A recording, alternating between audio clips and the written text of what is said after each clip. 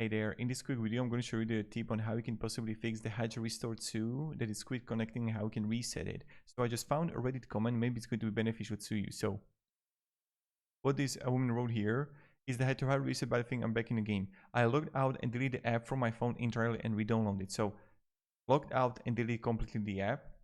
Unplug the Hedge for a while. So what you want to do is you want to completely unplug it, let's say for 2 to 3 minutes. Then you want to begin hitting the pairing button on the button before plugging back in. So plug back in without letting go of the button. So you want to press the pairing button and just press and hold, and then you want to plug in without letting go of the button. And this showed a reset clock graphic, and you want to again hold the button for 10 to 15 20 seconds, and then from here it treated the device as a new device and it was able to set it up. So this is something that you can also do, and I hope it's going to actually like fix the issue for you.